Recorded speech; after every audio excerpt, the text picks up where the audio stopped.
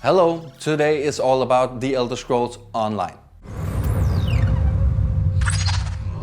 At this year's E3, we were able to get a talk with the people behind the game The Elder Scrolls Online. What they had to say about the game and more, you can hear right here. To stand alone, or to fight side by side. Brian, you're here at E3, showing off The Elder Scrolls Online. People are playing it in the background. How does it feel having your little baby being somewhat molested by other gamers? It's actually really nice to be a little truthful. Letting people actually play the game as opposed to just talking about the game is what we're all about now. We want people to play it and then not just hear us talk about it. So you got a chance to play it too, and I'm guessing that you had a lot of fun doing it because you have a big smile on your face. I actually do. Yeah, it's great. It's really awesome, especially at E3, one of the biggest stages to actually present the game for people to come and play. It's a lot of fun. It seems as if the MMO genre just in general is kind of small and closed off, World of Warcraft obviously being a big player. And with Guild Wars and others who've been up and above, have you seen anything in the recent MMOs except of World of Warcraft where you thought, this is smart, or maybe we should do this instead of what they did?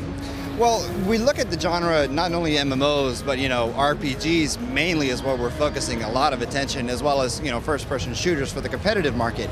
But there's a lot of things you can take from all of those, but primarily we want to make a good RPG game. We want to make an Elder Scrolls game, and then we want to make it online for people. So there's lots of things to take from many genres out there, not just other MMOs, and we're taking cues from everywhere to make the best Elder Scrolls game we can.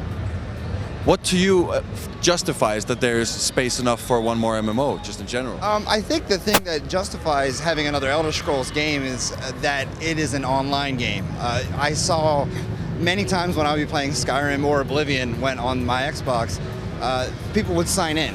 And I'd be so annoyed that I couldn't play with them. So that's kind of where we're like, you know what, there's obviously need for people to play Elder Scrolls Online, especially when you started seeing on the modern consoles people signing in. You're like, I can't play with them, but now you can, which is great.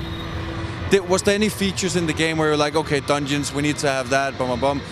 Are you bringing anything new to that table? In terms of new to the Elder Scrolls lore, definitely bringing PvP to the table is brand new. The simple fact that you can play with your friends is great, but having you kill your friends is also a lot of fun. So in terms of what's new in the Elder Scrolls universe, PvP is definitely new, but it's happening in a location that's very familiar to people. If you played Oblivion, Cyrodiil, which is basically a large landmass in the middle of the continent, is where the PvP takes place. So having everybody, the three alliances kind of slam together in that area is really fun. And also on console. Can you talk a bit about that? What's the challenge with that? Well, I mean, it's always a challenge to go, we're in development on PC and Mac, and now actually saying we're in development on the PS4 and the Xbox One. It's great to get that message out there that people can play Elder Scrolls on no matter what platform they're dealing with on the next generation. It's really great to get as many people as possible, so now you don't have to worry about that frustration of seeing your friends log in and you can't play. Now you can. Can you talk a bit about about the PvP? Because for the sake of esports, for example, it seems as if a lot of stuff is happening. World of Warcraft had its time where it peaked, and now it's kind of somewhere in, we need a new PvP MMO. Could this be it? A lot of what I want to get back into the gaming world as a whole is a sense of alliance pride. You play as an Aldmeri player, or you play as a Daggerfall player, or Ebonheart, and then I really want to have people get that sense of, hey, I am an Ebonheart person. Like, I like wearing red because I like the Alliance.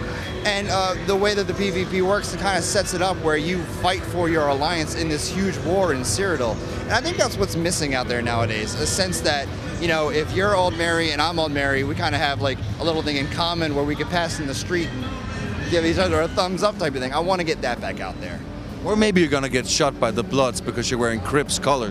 I hope that doesn't happen, because that would be terrible. But in game, it would be great if they get shot by the red guys wearing the blue stuff and the yellow. I love the fact that we have coloring to the teams in terms of Aldmeri is yellow, Ebonheart is red, and Daggerfall is blue. Some people will actually pick their team or their alliance based on those simple colors alone because they like blue. I mean, blue is my favorite color. But I'm not going to be playing as Daggerfall right away. I'm probably going to be playing as Aldmeri first, then Ebonheart, then Daggerfall. I'm going to be playing in all of them. But it's going to be interesting to see where lots of people's allegiances lie across the world. Against the encroaching forces. of oblivion. Please feel free to let us know what you think about the game and everything in the world in the comment section below, and also give us a like and subscribe if you like what we're doing.